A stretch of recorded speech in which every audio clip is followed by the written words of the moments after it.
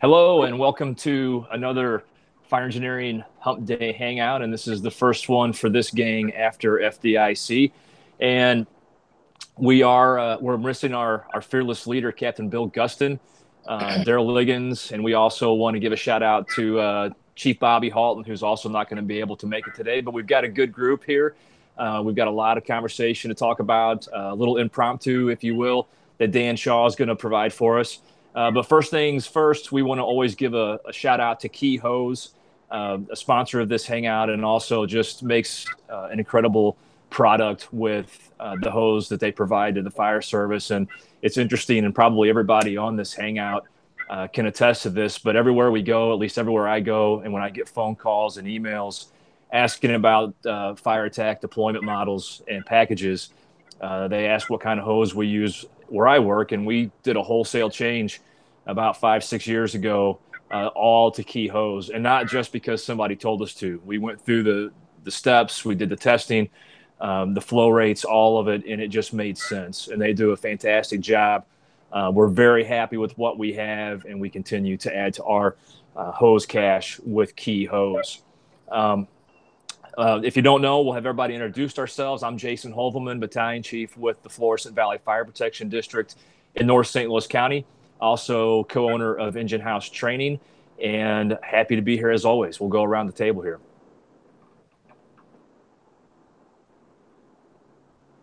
Who's up next? Am I up? Yeah, Captain I guess Dugan. I am. Okay. Yep. My name is Mike Dugan. I'm a retired captain in the New York City Fire Department. I am currently probably breaking a couple of laws because I am driving north on I-81 in Pennsylvania to go to Rochester, New York, and give a class. I-81 North. All right, Good Chief deal. Shaw. Hey, Jason, how are you, buddy? Good to be here again. I'm Dan Shaw. I'm a deputy chief with Fairfax County Fire and Rescue, currently assigned to operations on A shift, and also vice president of traditions training. Excellent. Clark, out west. Morning, everybody.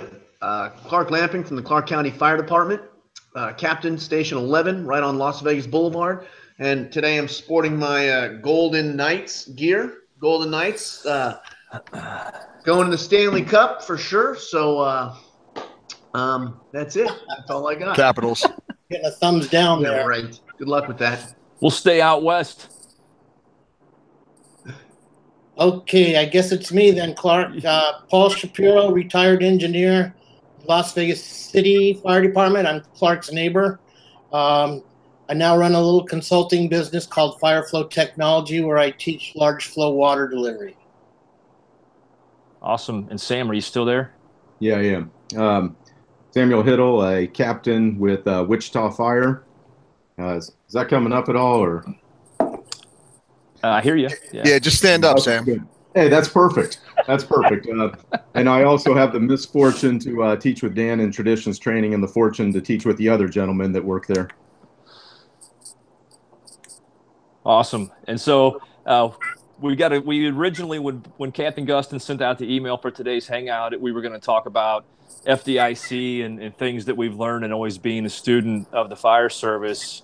However, in that time span, Chief Shaw had a pretty significant day with some fires that we decided collectively would be a great topic of conversation, because by and large, the likelihood of you having these buildings in your jurisdiction are very high. And the challenges that Chief Shaw's department faced that day are certainly lessons we can all learn. And I think it's in the spirit of what Bill wanted to do as far as being students of the fire service, and I think this is going to go right along with it. So I'm going to hand it over to Dan at this point. Okay, thanks, Jason. Yeah, exactly. I think a lot of what I can share is we can parlay into a lot of the lessons and classes we probably attended at FDIC.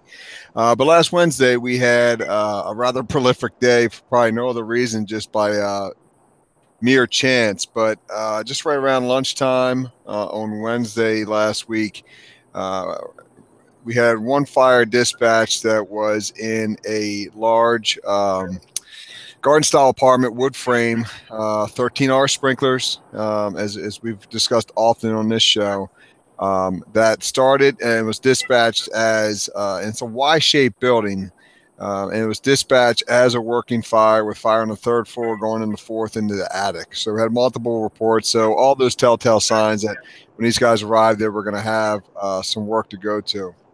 The companies that were responding to it, they were very familiar with the building. They run a lot of medical locals there because there's an elderly population that is there.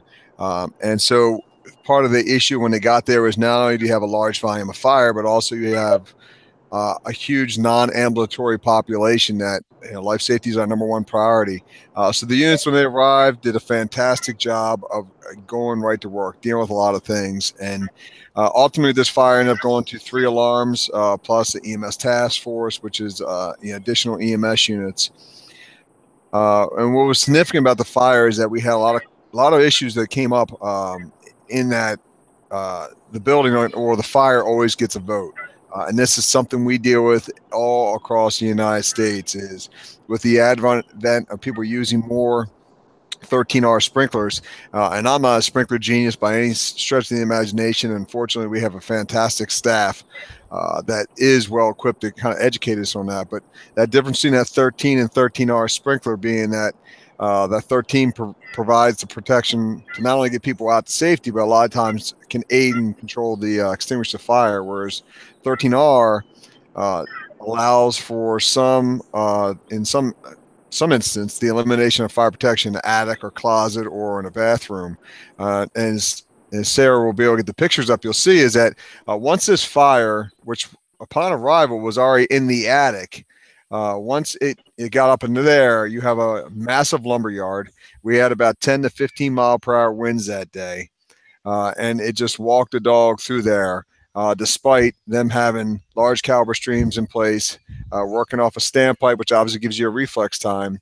And even with our best laid plans, I mean, for those who are not familiar with Fairfax County, a box alarm for us is 4 engines, 2 trucks, a rescue, and 2 management units all arriving typically within that 6 to 8 minute range.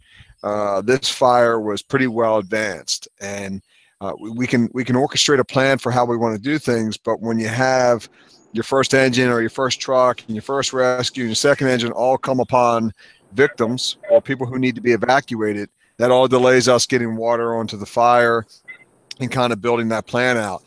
So all the personnel who arrived on that fire did a fantastic job, worked their tails off. And I said, I'm not sure if Sarah has the pictures up or not to kind of show it, but you can see some of these pictures that came from our social media site. They're all on the Fairfax County Fire and Rescue page, along with some of the pictures are from one of our amateur photographers, Brent Snoop, who is a firefighter also, who happened to roll up onto it. But if we can scroll to, I think it's the next picture, Sarah, if that's possible in the presentation, and then one more. So you can see this Y shape of the building. The fire originated over on that left-hand side, and it was a pretty significant fire that they were facing with. But you can see how this thing traveled all the way across there. And what's notable is if you look at that, it gives a testament to a lot of what we deal with across the United States when we talk about strategy and tactics in these lightweight wood construction buildings. Do we crawl up on a roof like that and do a trench cut? As you can tell with the volume of fire there, the bottom cord of those trusses are not gone. The top cords are all burned away and they completely just disintegrated. So will we have enough time to get up on a roof like that and make that cut? And large, volume streams, master streams properly placed at the right time, but you got to get the resources there and throw in the life safety aspect of that. So while this fire was transpiring, about 45 minutes into that incident, our police helicopter, which was traveling to this fire, saw less than 2 miles away a townhouse fully involved, which is that next picture you can click on, and then go to the next one. And so when units arrived, they essentially had 4 townhouses on fire, 2 completely 100% involved. In the backside of this was a small grass alleyway that maybe was 15, 20 feet. It now had auto exposed to 4 more townhouses on the other side. So upon arrival, they had 4 townhouses off, plus another 4 on the other side, and they're separate streets. And now if you have a 2 alarm escalating to a 3 alarm fire, less than 2 miles away, you can 3 more alarms to this fire. Fortunately, where I work, our automatic aid is phenomenal. And we're able to rely upon resources there pretty swiftly from all sorts of jurisdictions, from all the way over towards DC to the far west and southern counties, all came to aid on this fire. But this fire specifically, here you have again wood frame structures. We have the wind factor. We've talked about often, with our friends in UL and NIST about wind-driven fires, and that occurs when you have at least 10 to 15 mile per hour winds. We were talking about this at FDIC in our class, accounting for that environmental impact when you're doing your size up. I looked at last year in the Washington metropolitan region. Our average wind speed for the entire year was 9.4 miles per hour. So every day we go to work is a wind-driven fire. You just have this type of fuel load and a fire that's unchecked, and we end up with this. This ultimately went to 3 alarms. We were able to save that last exposure that was not actually involved in fire. Again, another study and I was referencing this when I was going over with our companies, was if you look at all the line of duty deaths that we have or close calls that are typically related to commercial buildings or large structures, one of the things that's often cited is employing residential tactics at commercial buildings. Because we're very guilty of it, because we run 80+% of our fires in the United States are residential building fires. So it stands to reason we get really good at 1.75" flowing 150 to 180 gallons per minute and making knocks on fires and having success. When we have to change and make that transition to 2.5s and large caliber streams, it doesn't matter where you work. We don't have the level of mastery because we don't do it so often. So a day like this is an affirmation of the training that we should all be doing on the importance of how quickly we can get large caliber streams in place. Ultimately, this came down to 2.5s on this side with a tower ladder to keep it in check. So we worked on the B1, or the fire unit, was gone. That had already collapsed about 5 minutes after my arrival. And then B2, 3, and 4, we had 2.5s in there. And then the B4 exposure, we put the tower ladder up to make the offensive stance to stop it from getting to B5. But even, that, employing the tactics with a short staff, we don't really typically have short staff.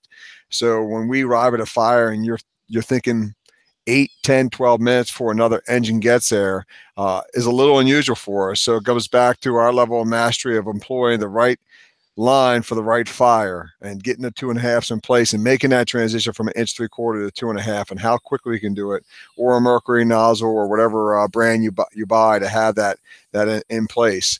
The first engine arrived on this, made it the quick decision before the tower ladder showed up, or pulling up, how to plug, and started crushing it with a deck gun and a 2.5. And doing what they could to put as much volume of water they could onto this structure. But a very taxing day from the command and control. I mean, a lot of the things that we picked up on this that I think are universal across the board is some of the things I already talked about, with the importance of knowing when you are going to make that declaration that, hey, we're going to go to a master stream. Does that mean you can't occupy the building, or can you have a limited or a tactical withdrawal, and we're not going to operate in here, but we're going to continue to do the firefight? If you haven't discussed that as an organization, you don't want to find out on a day like this that you have in your department with 2, 3 alarm fires of what does that really mean? And then once you are making that, from an engine, I spent the majority of my career in an engine company. We are a very forward laying fire department. We're very fortunate, hydrants everywhere. So we lay out, another engine picks it up. As an engine driver, if we hear tower ladders are going to be going in service, or we're going to put master streams in service, we got to change our thinking some to think, hey, I need to lay out from the truck back to the plug, because we will quickly run out of engines if we got 2, 3 tower ladders in place and we're laying out from a plug to that tower ladder. Who's going to pick up that water? Who's going to supply that tower ladder? So, again, this was an affirmation of that training we have to do across the board to make sure we're always thinking about that. What would have been big in this one, and this is not something that we're exploring in our department, how often departments, and Mike, you can correct me if I'm wrong, but I think the FDNY still does their 3rd alarm chief goes to the helipad in some instances. That would have been invaluable for us, whether it is putting a drone up, it is putting one of our chiefs into our helicopter, or at least just getting a chief officer up into a tower ladder to have an aerial view to see what exactly you have, so you can start to build your strategy and tactics is essential. We can never discount the importance of what my friend Larry Schultz always says is knowing your building stock. You have to know your buildings, and you have to know how you can get information on your buildings. Pre-plans, if you don't have them in an iPad or your MCT. On the first fire that we showed there, what our initial incident commander did was walked into the lobby and saw a great schematic and ripped it down and pulled it down and said, here, let's start building our strategy and tactics off this so we have an idea. Because at the street level, you really couldn't get an idea of what exactly they have. So a pretty epic day. We lucked out in the command and control aspect of it. It happened to be a day that we have a command staff meeting. So the 10 deputies and 3 assistants were all meeting. So we quickly dispersed from that meeting and all went out to these 2 fires. And ultimately it culminated about an hour after these 2. We had another 2-alarm fire within a mile of that in a bank. That was the last fire we had that day within that about 4-hour time frame, and that was the bank they rolled up on. And again, this is another important one. And 2 of these fires all started with improperly disposed smoking material on the outside of the structure. It just happened that they were in mulch or in potting soil in a combustible area, and then add in some wind, add in the fuel load, and voila, this is what you get. And this fire, again, stressed the importance of that, knowing your building stock and just how you overcome obstacles. The map that showed for this, a hydrant directly in front of the bank, which was aces, fantastic. They pulled up, there was the painted sidewalk, the no parking fire lane signs, and a giant hole in the ground where the plug was knocked off of its core about a year ago. So how do you overcome that?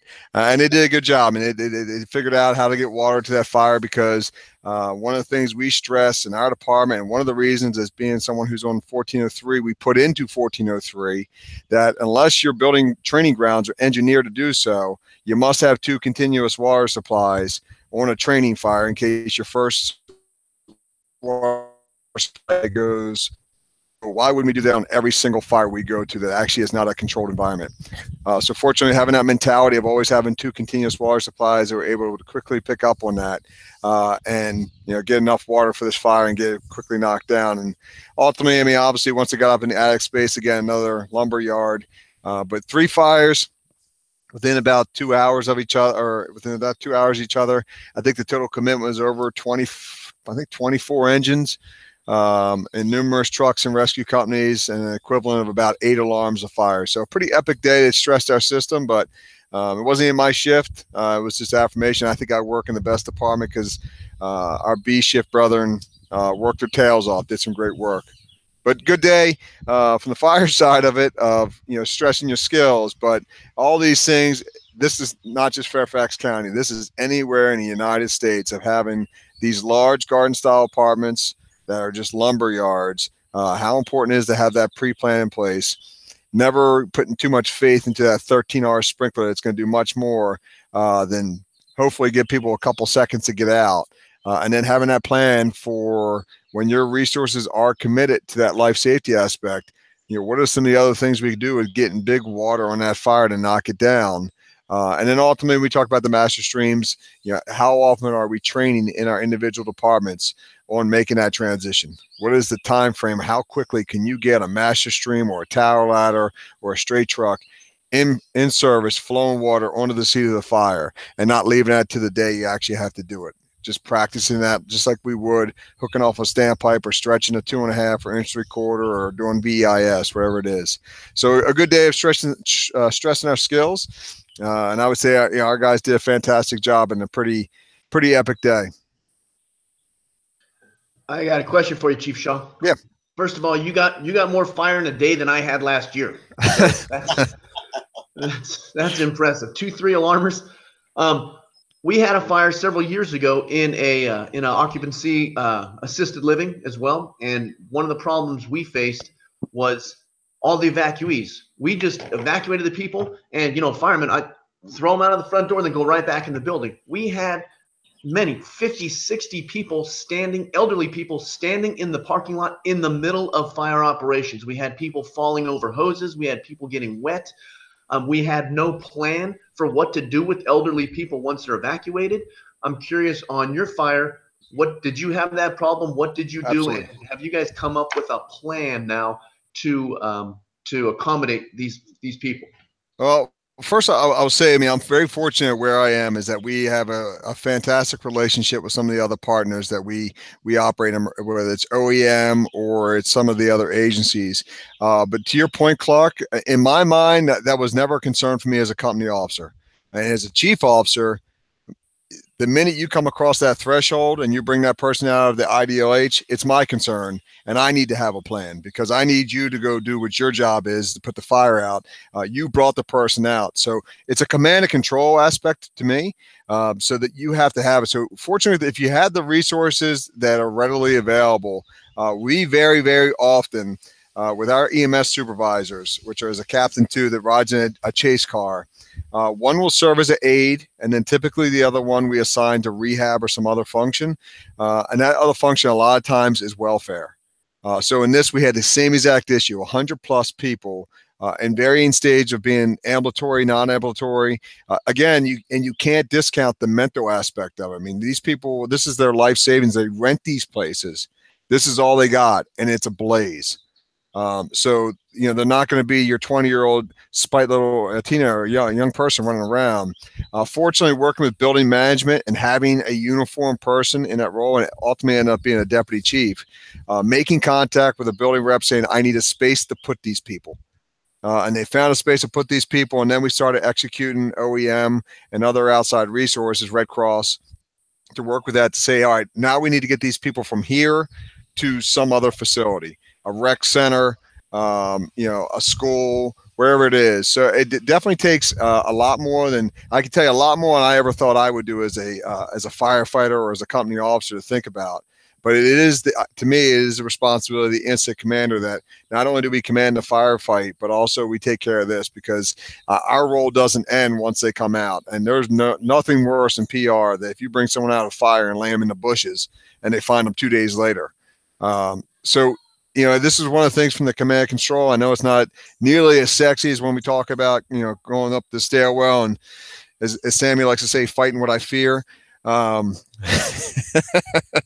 But yeah, it's not nearly as sexy as that, but it's so vitally important. So as a deputy fire chief, like one of my goals is if I come up on a fire and the battalion's running the fire really well and there's no reason for me to relieve him of that, then I might keep him as a operations, and as I'll take over as incident commander and start working those other functions. So we'll have an operations, we'll have a welfare, we'll have a rehab for our personnel, because it does take a lot of coordination to be able to get people shuttles to some place. So I would say in the short term is, if you are an initial incident commander, one, have the relationships with the outside agencies you're going to need to help to make this happen, whether it is for us metro buses or fast tran buses that we can put someone in a bus and get them out of the elements, or you have a medical bus of some nature, or having the building reps and having that ability to go get someone to get a building rep and say, hey, look, all right, this building looks exactly like this building right here.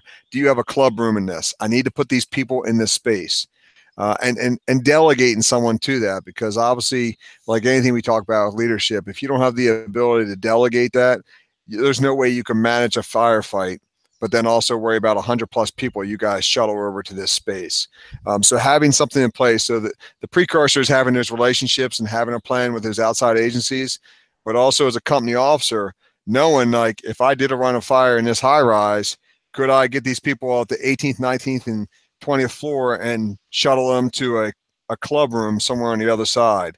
You know, what would be the plan for it? So yeah, I mean, it does take a lot of infrastructure and having some previous plan in place. Hey, Dan, I have a question. It's obvious that you had multiple streams going and you went from small to big, and I don't know what the timing was, but my question is, how were you able to manage that? Did you have one person just looking after streams and the potential for more, or how did you work that? No, and that's a great question. That's one of the things I was fortunate to run a fire a couple years back when I was a captain. It was a 5-story hotel under construction. It was 100% involved. And one of the things we learned out of that was, you know, in rural water supply applications, we dedicate a water supply group supervisor. And we put a chief in that role, and that's his sole job, is to allocate and figure out what is the demand of the fire and how can I get the water from here to there? And that's something we need to do in these fires when we get to that point. So we didn't dedicate a specific person to that. Now, the fire I was on with the townhouses, when we essentially set that up, we had a fire on one street, and then we had a fire on the other street. We made those two different divisions. So I was in charge of one division. And so that was my role, is do we have enough engines here off of 2 hydrants to supply a tower ladder and 2 2.5s? Yeah, we had adequate water supply. So we were able to make that transition. And then the same thing happened on the backside. They had adequate hydrants and they had adequate enough engines to supply the tower ladder and then the engine companies on that side. So yeah, I'm a firm believer that when we do get to this, to have that infrastructure, say, hey, we need to have a water supply group supervisor, and not just in the rural water application, but even in this suburban, urban environment. Absolutely.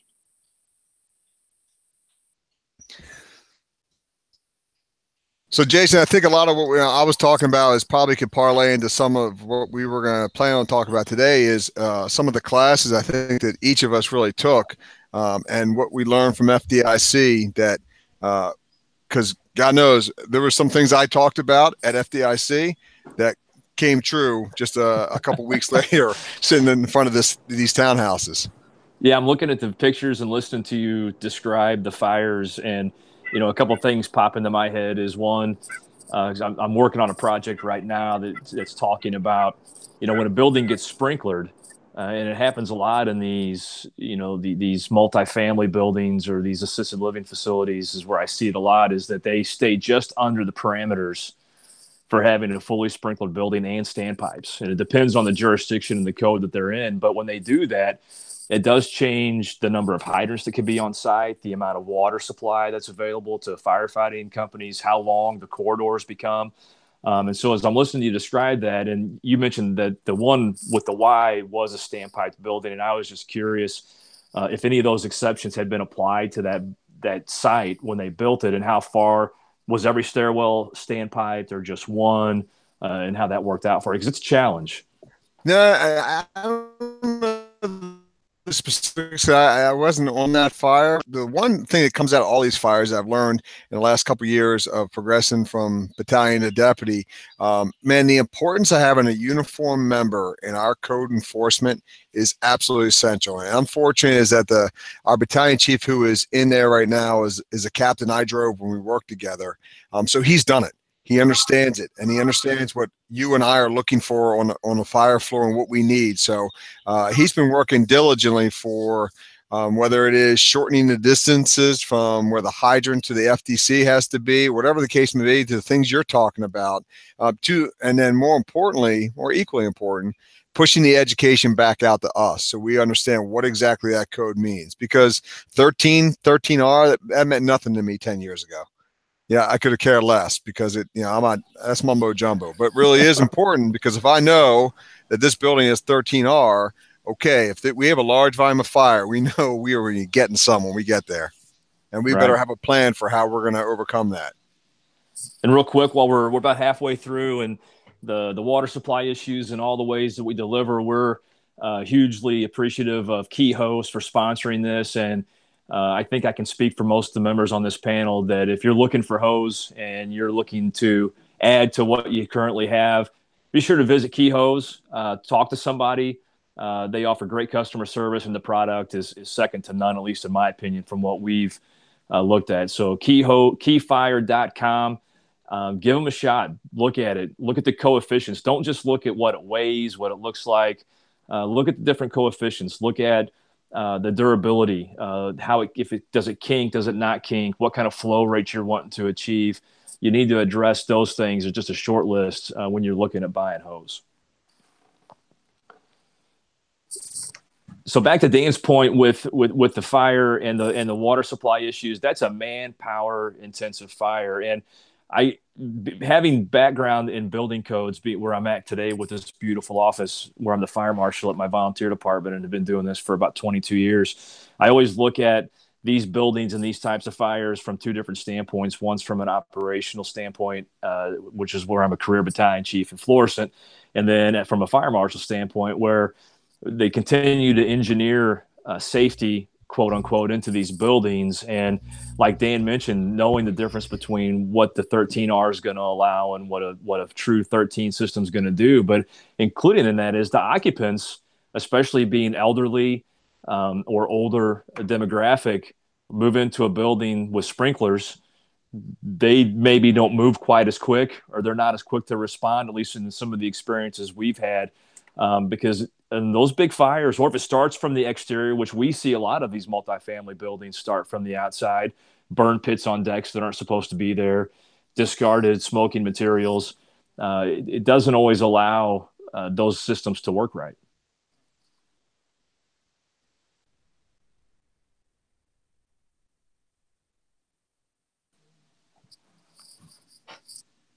Okay. Anybody got anything to add to that, or any questions for Dan? If not, we'll move on to what we learned at FDIC. No, I thought Dan made a lot of really good points. One of those being time. When we do coffee table tactics, things get done right away. They're not constrained by time, the delay, the reflex time, or the ability of those companies who have not trained.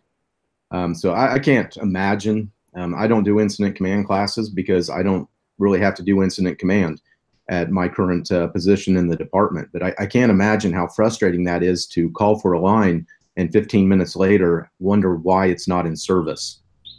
And the other thing is, he talked about wind-driven fires, and just a little nugget for the guys out there. What does that 10 to 15 miles really look like? I went down and talked to our meteorologist because I had this question, and he said, if we see leaves in constant motion or small twigs moving, then we have that 10 to 15 mile per hour. So that should be our indicator.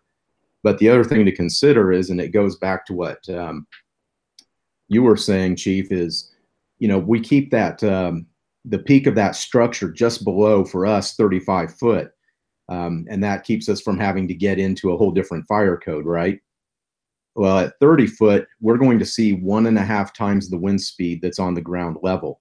So when we're talking about that third floor or second floor, depending how you label your garden apartments, like Chief Shaw was showing, you can easily go into that 10 to 15 mile an hour range, even though you don't have wind-driven conditions down where we're observing things. No, that's huge, Sammy. And you made a valid point, and this is back to the first thing you're talking about, the incident command side. And we talk about this a lot in whatever class you're doing, the command presence. And this is where that command presence really is huge. And I always go back, I always use, you never think it would be a great quote for incident command is Mike Tyson. Everyone's got a plan until you got punched in the face. So you can have the greatest plan you want and sit around the kitchen table and say, I would put an engine here, and a truck here, and an engine here, until that engine's stretching here and says, hey, I have an unconscious person. Okay. And this one says, hey, I got fire in the attic going over top of me. And that's a truck. It needs a line. And then this engine says, I have another victim. Okay. You had a plan, but you just got punched in the face. So how do you overcome that? And that's huge. And to your second point, man, the importance of us, it's not hubris. I mean, it's just it's a God complex, right? Because we come to fix people's problems. But like you said, how many of our firefighters are going to go out and reach out to a meteorologist to figure out what a wind-driven fire is versus I'm going to read a book and I'm going to figure it out. And I'm going to tell you what it is. So kudos to you, man. It is. As I've gotten older, I realized the importance of, hey, man, I don't know the answer. Let me go ask someone who is a resident expert and see if I can be the one to incorporate it and share the knowledge of how this impacts our conditions, because that's huge. Because for me, if I'm on the end of a hose line, things went really, really bad. And I would love to be there, but it'd be really, really bad. So I would think the guys who would be at the end of a hose line are doing exactly what you're doing. I want to know when I walk up to that building and I see the leaves fluttering sideways, what does that mean to me when I'm on the third floor trying to make that stretch? So good stuff, man. Great stuff.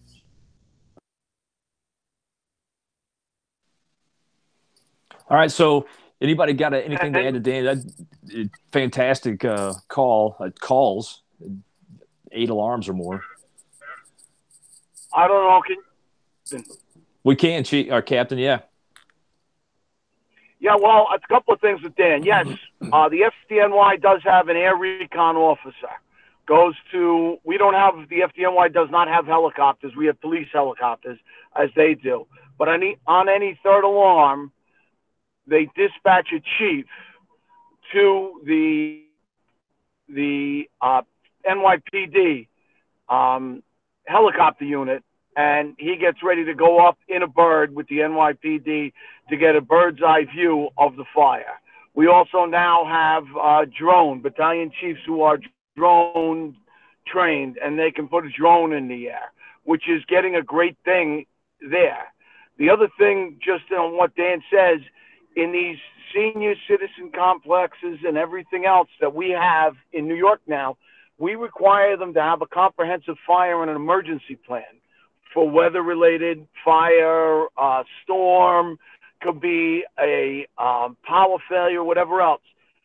They have to have areas designated, whether in the building or neighboring buildings or areas where there are people, so they can account for them. You're in the senior citizens, as Dan said, and all of a sudden, you know, Mrs. Smith, as Bruno used to call her, is missing, and nobody knows where she is, and you were the last people to be seen with her. That's not going to look good on the local paper.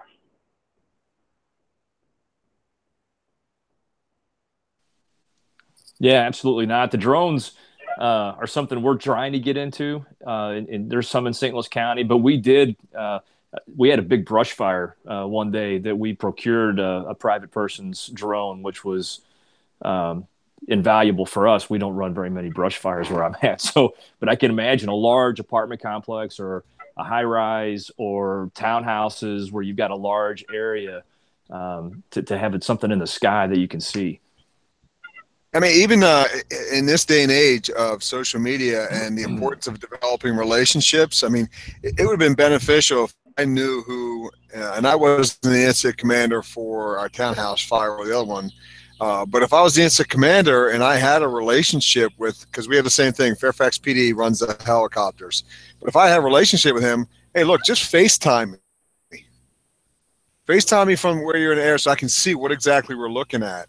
And our helicopter has the ability to drop off a link, essentially this device to let you do it. But that takes, you know, some pre-planning of, and I don't think any of us are going to go, well, I think I'm going to burn down, you know, a structure today. I'm going to need the helicopter to drop it off. But, you know, the importance of having those relationships, something as simple as pulling out the phone and saying, hey, can you FaceTime me? Hopefully not, I'm not flying a helicopter and get the other guy to do it. But to be able to capitalize on some social media, just even if it, whatever it is, if it's an iPhone or if it's a Facebook Live, who cares? Just as long as you can share me the information, I can have it. And being forward thinking enough of what resources do I have that I can tap into to get that information.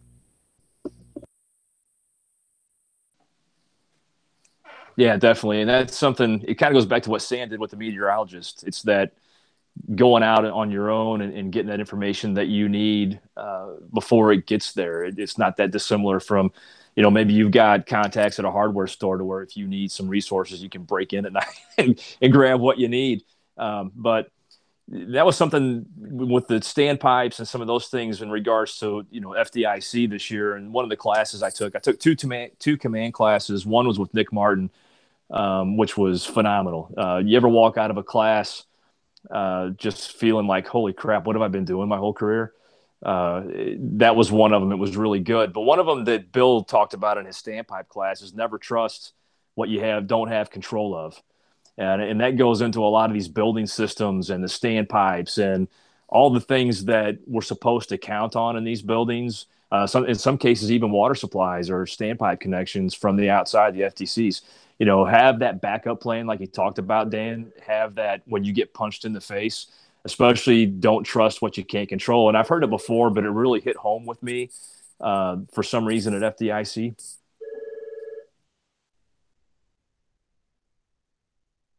Yeah, and I would share the two classes. I mean, I'm really fortunate we had a good amount of Fairfax County people teaching and also our traditions people. But two classes I ended up taking I thought that were absolutely exceptional. And it's not because he's simply on here. One is Sammy's class. His forcible entry class is bar none the best you're going to ever get when it comes down to it, because there is simply a regurgitation of reading the instructions manual, and then there is someone who is a prophet of mastery, who is got into nuts and bolts and can explain what the force you're actually applying is and what the outcome is going to be and what you can expect. And if you don't get that outcome, you can look at it and dissect it and say, this is why it didn't work, because I wasn't doing these things, because it's science, and we can figure it out. So excellent class that Sammy does on that. And we can't stress that enough. It doesn't matter what we're talking about in the fire service. You have to have a level of mastery. And people always confuse that term mastery to mean you got to the top of the mountain. And really all it means is you're constantly seeking the path to get up there.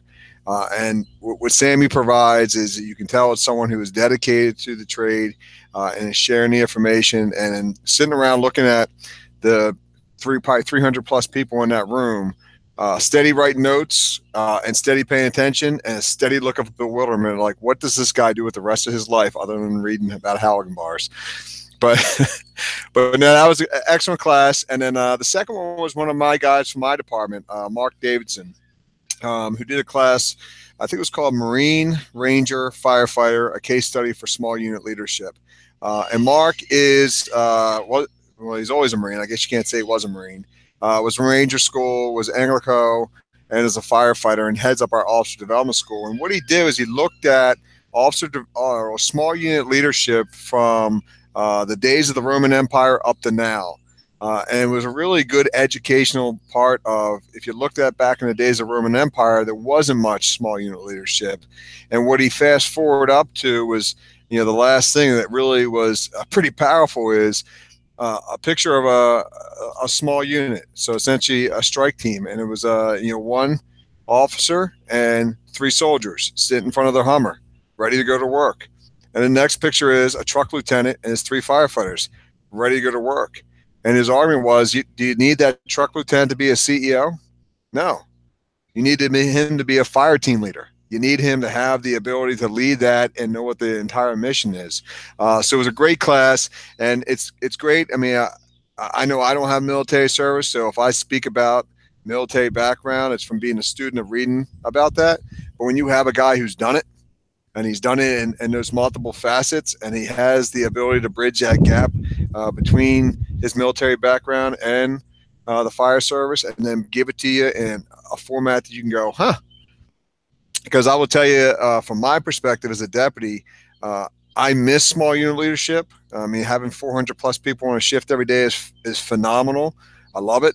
But man, sitting there at a kitchen table and having those 4 people or 3 people who are in your rig and be able to reach them is essential. And then from my perspective, when I see small unit leadership, I don't have to talk much on the radio.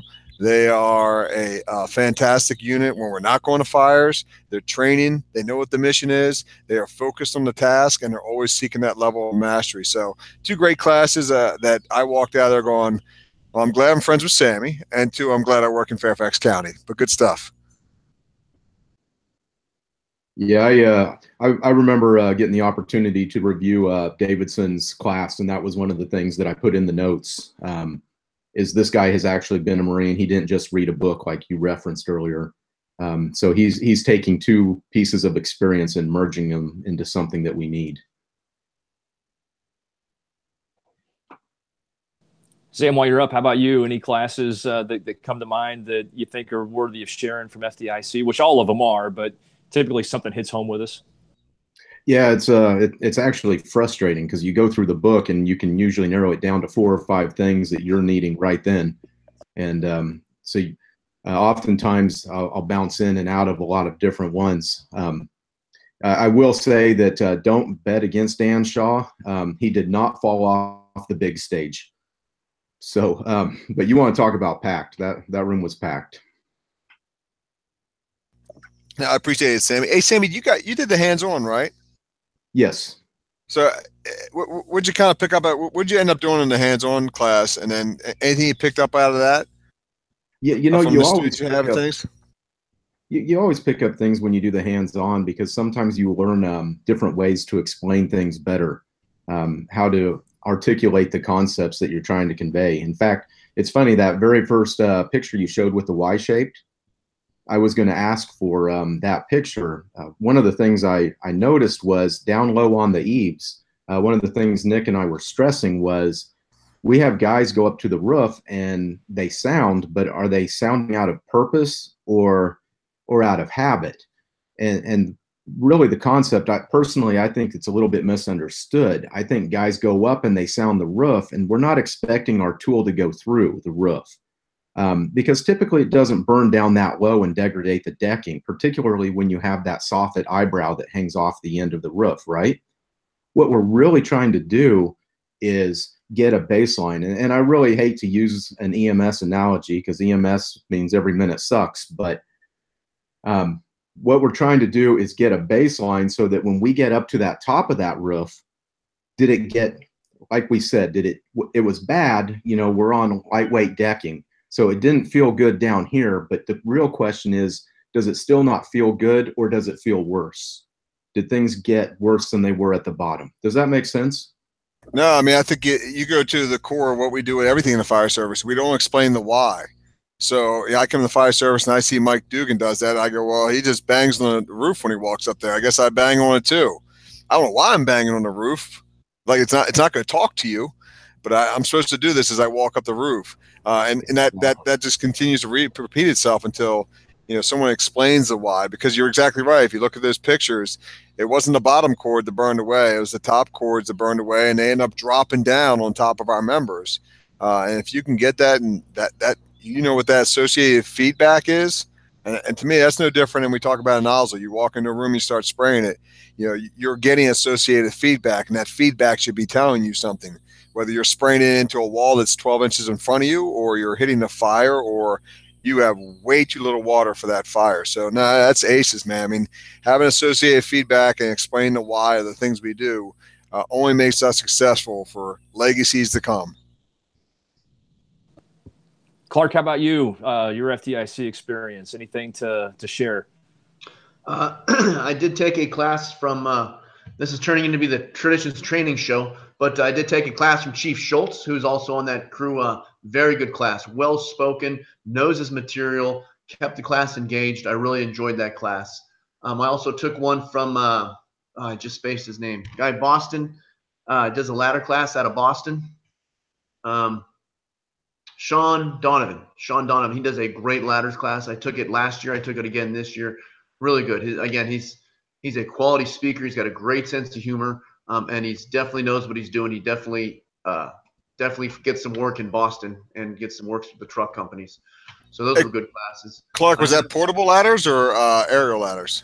He does both. Last year he did his class was titled "Where Have All the Ladders Gone?" and he went through the history of the Boston Fire Department, how they used to be real ground ladder heavy, and they kind of went away from it, and now they're back to ground ladders. And this one was pretty heavily aerial operations, tower ladders.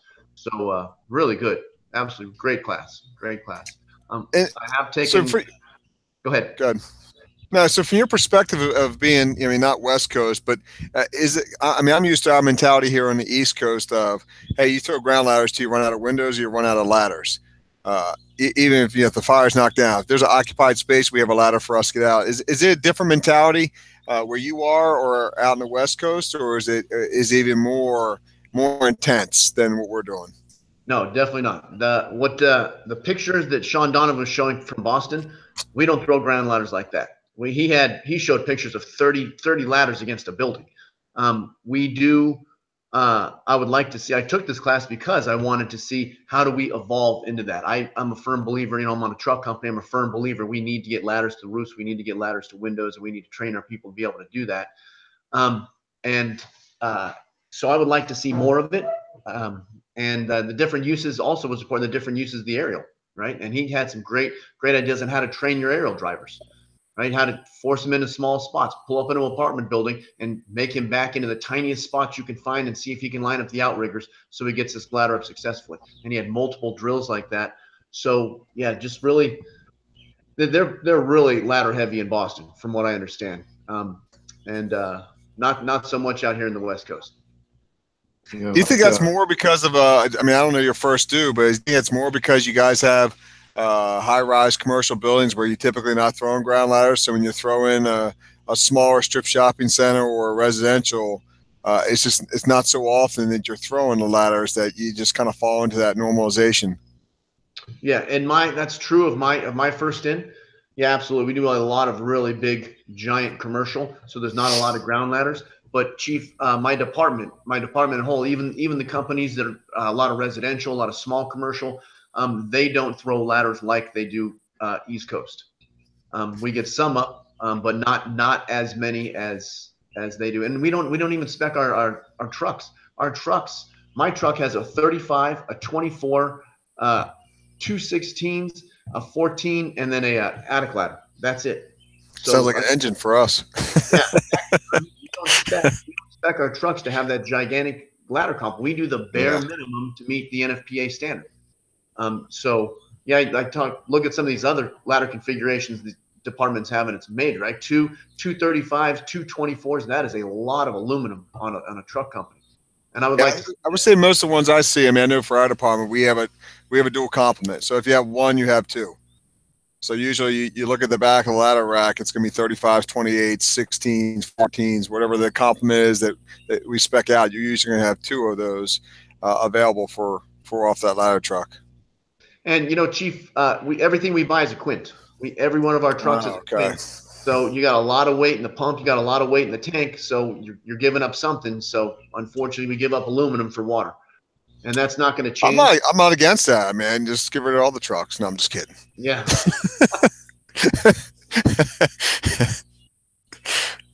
So I think I just crushed Sammy. Yeah. I could hear his heart breaking I could hear it. Can you hear his little heart breaking? That's right. His little heart's just broken.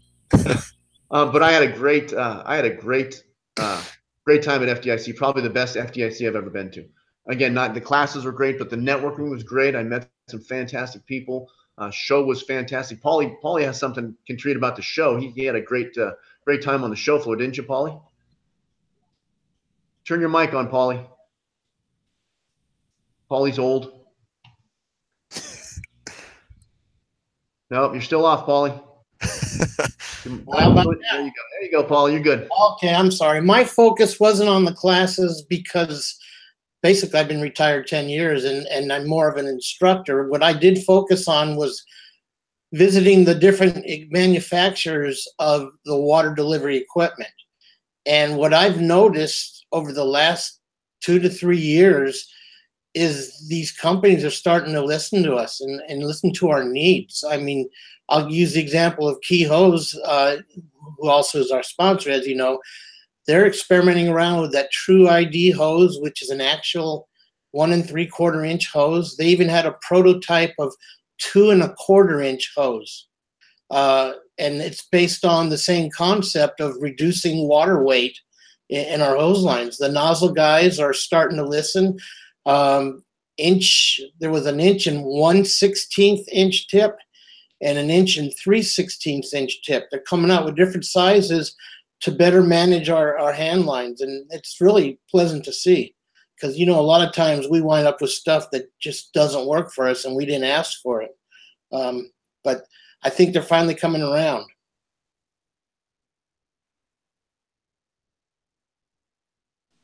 Yeah, I saw some, I don't know if it was some blogs after FDIC, but there was something that I read, whether through social media or through the blogs, referring exactly to what you're describing, Paulie, is that the manufacturers are listening, and there's a core group of guys that are really pushing that envelope and helping get true water flows and reducing weight and all of those things. And I'm real anxious to see what comes from that, especially the different tip sizes and that in between that 2 1/4 inch hose. I'm real curious to see how that looks.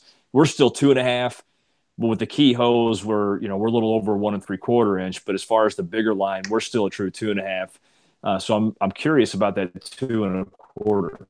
They're actually looking at a flow of about 240 GPM. From what they told me, that to them that's a pretty good big line. I flow a little larger when I teach, but 240, 250 is plenty of water. Right. At pounds nozzle pressure. Right. Especially if we had a discussion a couple weeks ago I had with a couple departments that were still looking at the options for high-rise kits and packs, and the 1 3/4 inch hose they were still running. They're moving out of that. but they were skeptical, or not skeptical, but it's a hard sell sometimes for departments to go to that big 2.5-inch line, even though you need the flow. That this 2.25 might be an option for a department that's got low staffing or low manpower, but still get the big flow. And 2-inch as well. They make 2-inch with 2.5 couplings. Right. I'm sure some of you remember the big seminar we had here in Vegas last year at the Riviera. Gustin was there, and he got 248 GPM out of 150 feet of 2-inch hose. And that was off the roof, 25-story building. My thing is, that's fine and dandy, but be ready for the unexpected. If you're bringing a smaller line up, make sure the big line's coming with it. Sure. What was the PSI he was running at that, Paulie? It was right around 80 residual, if I remember right. It was a 65 PSI building. Right. But because we weren't flowing 500, the residual went up to about 80. Wow. Still not bad. Captain Dugan, anything you learned from FDIC? I mean, you taught what, 4 or 5 classes? 5. I taught 5, but one of them I didn't really teach. I was there with my friend Phil Taft from Australia to go over the aluminum composite panels. Grenfell Tower, the lacrosse building, the fire right before FDIC in the hospital in Turkey that burned down from the roof down. And I was just there for the United States codes approval. And so I was doing that, but very honestly, looking at some of the buildings we have in the United States of America with that composite panel on them and what that equals in gasoline is amazing. And some of them are hotels and everything else. That just amazed me at how much this is around where we are, and we don't know it. And that scared me. If you haven't read about it, the January issue of Fire Engineering, Phil has an article on them, and they are all over. And I think that was a very, very interesting class.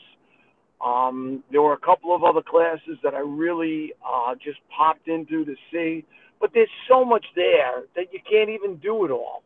It's crazy.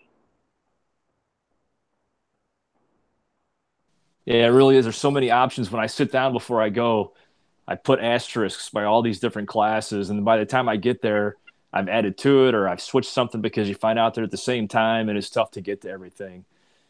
Sam, I think you're the last one, and then we'll close it out.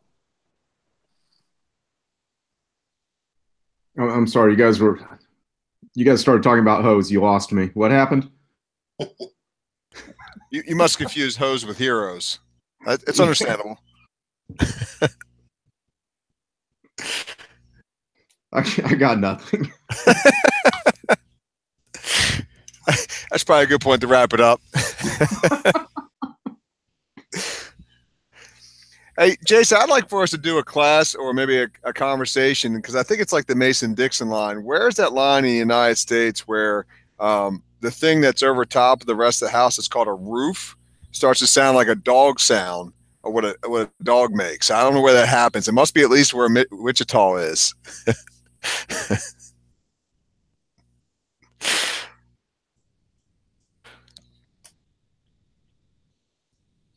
Chief Shaw, real quick. Yes, sir. The roof construction of that Y-shaped apartment building, lightweight 2x4s with gusset plates. Is that it? Yeah. Trusses. Yeah, just a giant lumber yard. Yeah. No fire blocks anywhere in that attic space. I was talking to the initial incident commander who ended up going up to the fire floor. And he said there's draft stops. He wasn't sure where they were. I'm sure more details. I don't want to misspeak about something that's there or not there. So I'll try to get the information. We can share it in another show or push it out to you. I'll at least get it to you, Clark. Perfect. Thank you, sir. All right, so as we close out here, Dan, thanks so much for sharing that fire. A lot to talk about, and I'm sure that that made Captain Gustin proud. I'm sure he would have enjoyed this conversation. We certainly miss him, Bobby and Daryl. They always add to the conversation. So on behalf of the panel, on behalf of Fire Engineering, on behalf of Captain Gustin, who's unable to be here today, and everybody else on the panel, we just want to thank you for tuning in. Make sure that if you got questions, email Fire Engineering or Captain Gustin or Captain Dugan or anybody on the panel. We're always happy to respond. And until next month, we'll see you soon. Everybody take care and train.